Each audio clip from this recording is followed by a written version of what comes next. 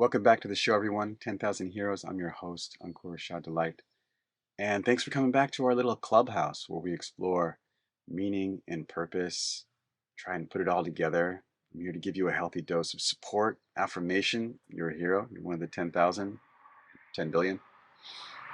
And also a little bit of challenge from time to time. That's the goal. But I'd like to make a little shout out to people I talked to yesterday. They're both Daily Evolver listeners who are now friends of mine, Casey and Karen. And I had some great conversations, and it's why I love interacting with people and why I love doing this show. And one of the conversations was about how the world is just so bizarre and messed up. And Jeff Salzman, co-host on the Daily Evolver show, he's totally at peace with it, but this guy Casey was not, and I'm not, and many times. And he was like, "Man, what do I do about it?" And it became clear. I didn't know that I knew the answer, but I do have one of the answers, which is really it's about understanding what is going on in here and in this little system of organisms around you. And the more clarity we have around that, and the more that that's beautiful and making a contribution to the whole, the less we're going to focus on all the crazy, jacked up stuff that is way out of our control. And so it's not ignoring it, but it's just trying to connect how what we're doing can influence it in whatever way it is. And maybe it's small, and maybe it's big, and maybe it's small now and it's big later. And the conversation with Karen was similar in that it was all about, what do we need to architect a life of beauty? And the answer, in at least in my world, maybe I just got a hammer and everything looks like a nail.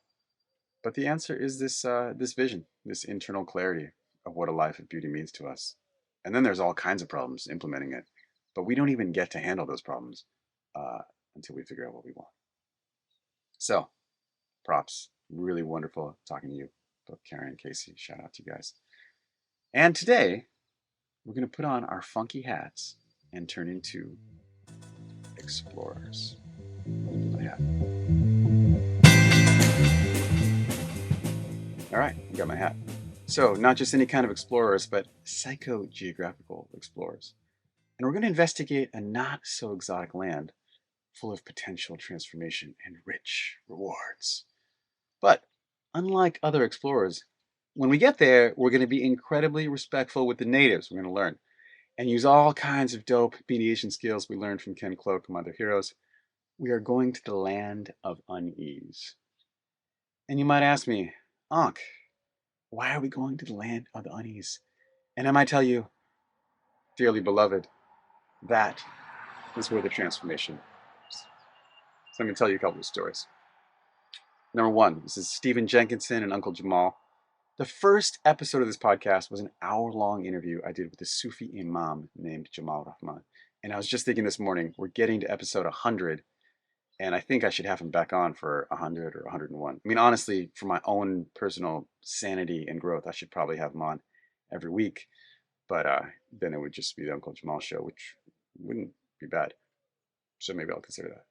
And his ideas are probably very controversial or mind-expanding for some, particularly if you're into traditional religion and just one of them, not all of them, or a dyed-in-the-wool atheist. But for me, his ability to rescue beautiful stories from all the major religions with zero baggage is exactly how I like to roll. And I loved everything he said. I've loved everything he said for decades, and it was like everything I felt in my heart forever, but much more eloquently and charismatically than I ever could with a way better accent. So, great episode. But did I encounter challenge and transformation? No. I encountered affirmation, feeling of coming home, incredible value.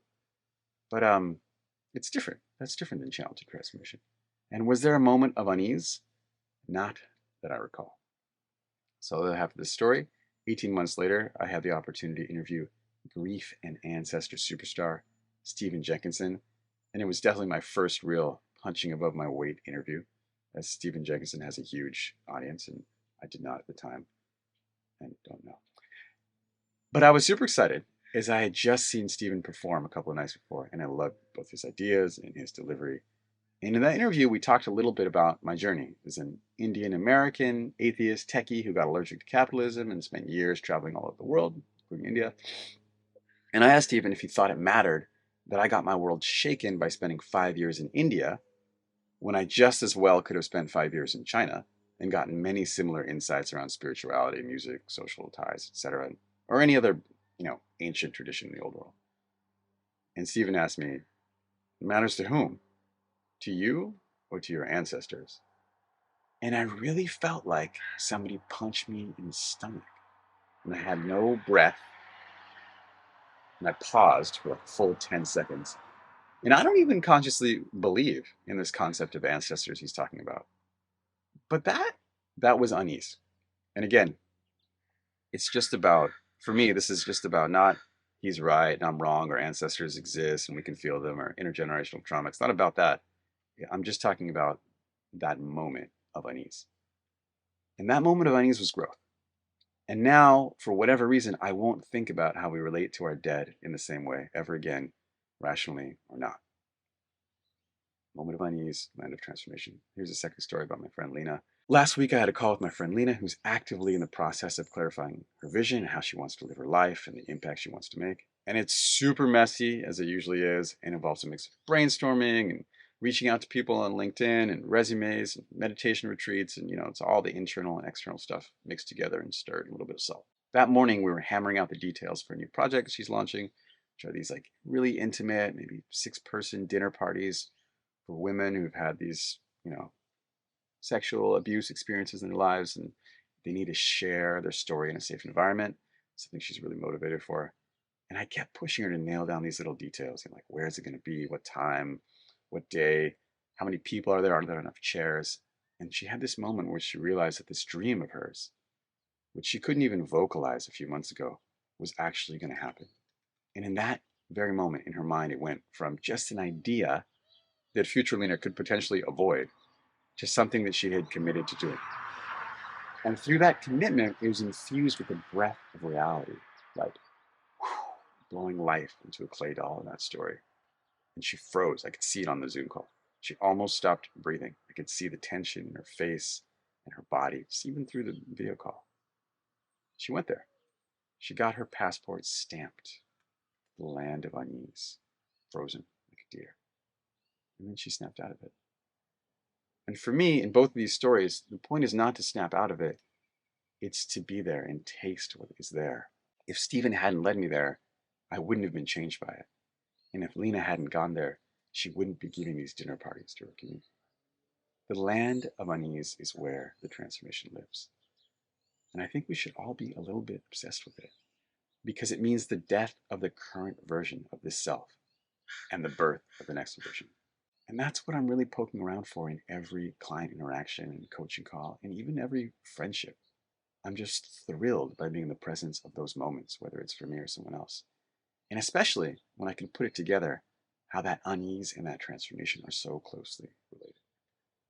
And when I remember that, I feel this veil of levity descend on all the different projects and relationships. And it doesn't matter what I'm trying to do anymore, or the specific details of how it's failing or I'm learning, but it's really about the point behind all of those supposed actions. And I can see all of these projects as just an excuse for our own personal growth.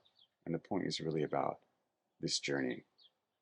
And then I can stop, hopefully, subconsciously avoiding the land of unease and even welcome and invite my forays there.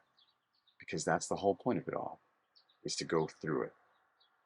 And as we like to say in the 10,000 Heroes community, of which you are inescapably a part, especially if you're signed up for that newsletter, which is super important, the only way out is through.